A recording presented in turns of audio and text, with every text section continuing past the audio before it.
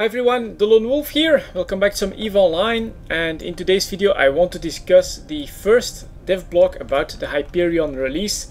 So we are finally getting the first bit of information here.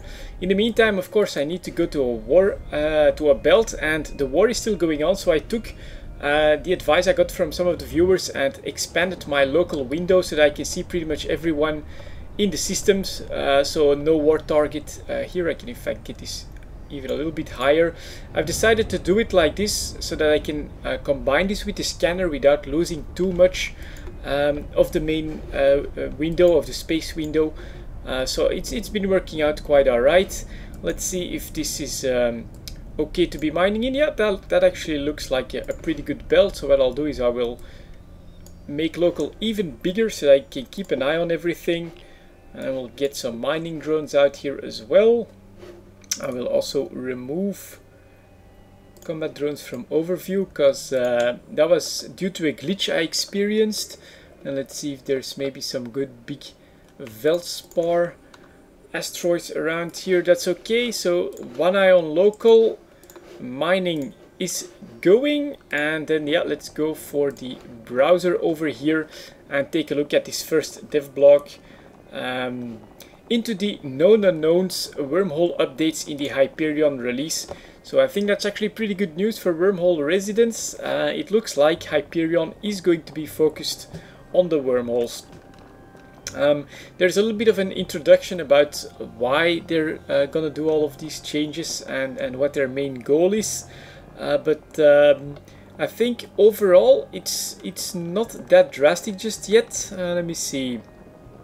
And they're going to rebalance the wormhole effects so that some of them become a bit more attractive to live in. A second static for class 4 wormholes, which should help that class of wormholes. More randomly spawning wormholes, mass-based spawn distance after wormhole jumps. That's not a very popular change. K162 appearance only on first jump. That's something pretty interesting. And then loosening of bookmark copying restrictions. You can also give your feedback. There will be several threads going up about all of these wormhole changes. So if you actually live there or if you get affected by these changes, you should definitely check it out and yeah, give your feedback to CCP so that they can try and make this a successful release. So first of all, they've been monitoring the activity depending on the type of wormhole, and they saw that well, the black hole type was definitely the least popular because of its effect that the wormhole gave. And so they are going to change, actually they're going to tweak all of them, and the idea is to make all of them viable in some way. So here for instance the black hole ones will get missile velocity plus 15% for class 1 up to plus 50% for class 6. Missile explosion velocity increase, ship velocity increased, stasis webifier strength diminished, inertia increased as well, and targeting range increased. So this will be something where you'll want missile ships like Drakes and stuff like that, or also very fast ships, so your movement is going to be pretty amazing in those wormholes, and this should overall make them a little bit more attractive to do stuff in. Always remember to keep one eye on local, but that still looks okay.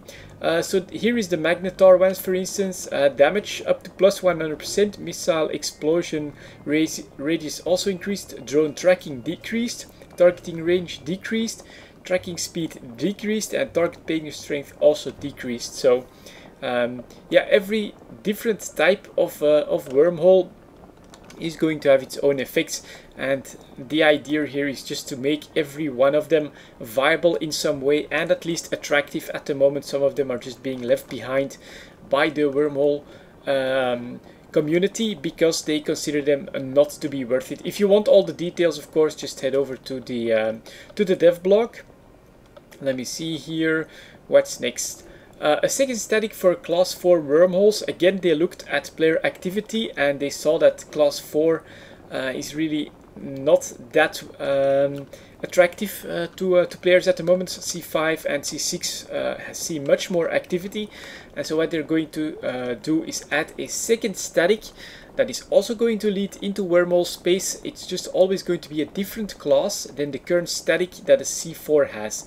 This should make them really good connection wormholes in between different other wormhole systems, and so I do think that this could fill an interesting niche for people that actually want good PvP out of this. You know, they'll actually always have two other wormholes to invade and to try and get some fights out of that. So yeah, I think that's actually a good change, and I do see that how this could actually yeah, help people actually find a use for C4 wormholes, which at the moment seem to be not that popular.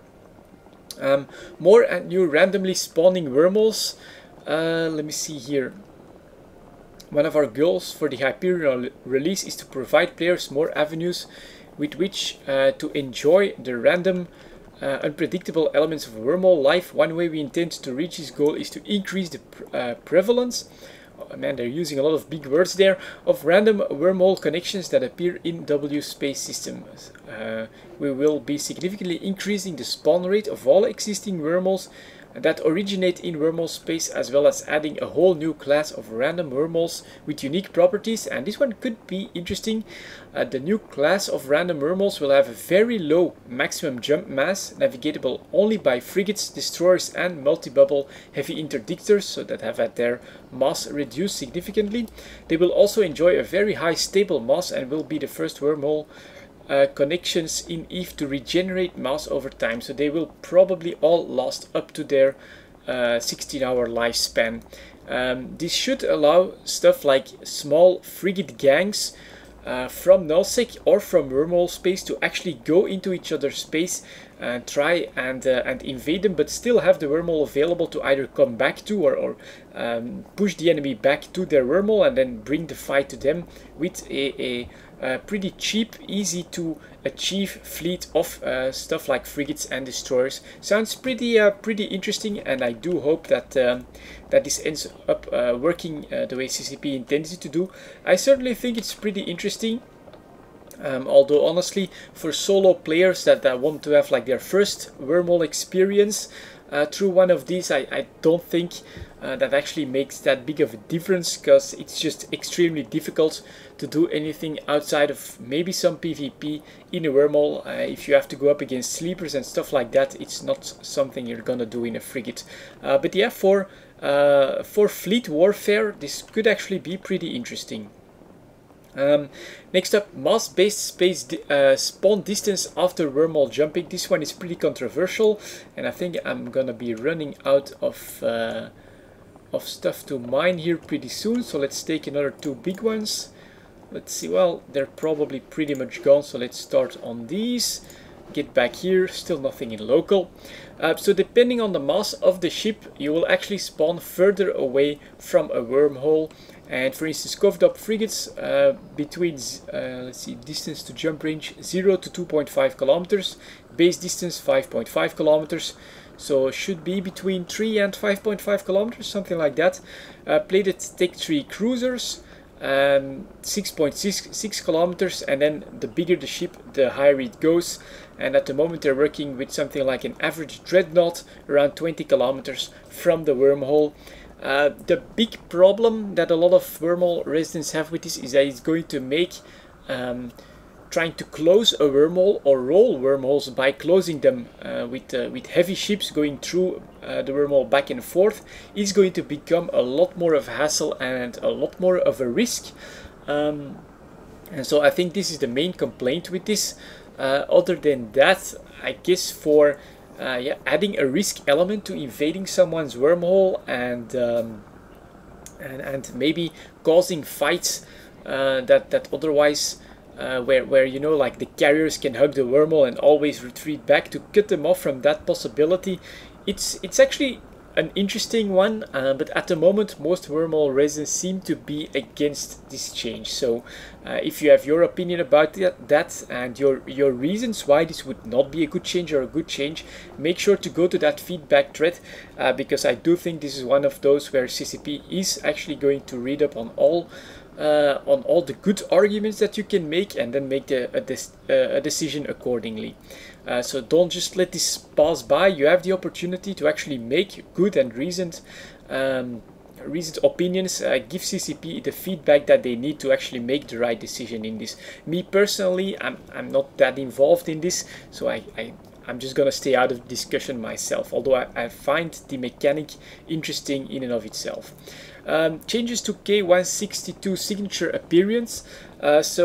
How it is at the moment, let's say we were living in a C1 for a while with a static into a HiSec. Just the act of scanning that wormhole and warping to it would actually open up the connection on the other side, thus basically making the two-way connection available.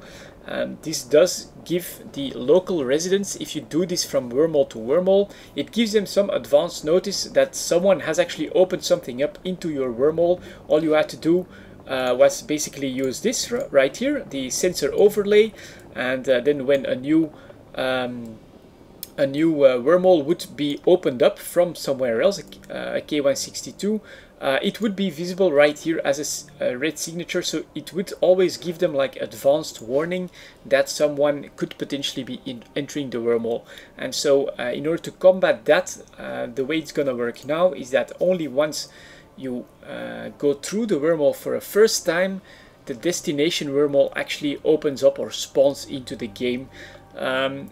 It's an interesting one here again. Honestly, if I were back in that C1 with the HiSec static, I do feel that this would give me a lot more control, because I could actually only open up wormholes when I felt like doing it. And so for my static, if I didn't have to go to HiSec, I could still check it out, maybe get an idea of the space it would go through, and then still decide not to open it up, and then your wormhole would remain much more cut off than warping to it and actually having the action of warping to the wormhole already opening up the other side. So yeah, it's a little bit of a double-edged sword here again.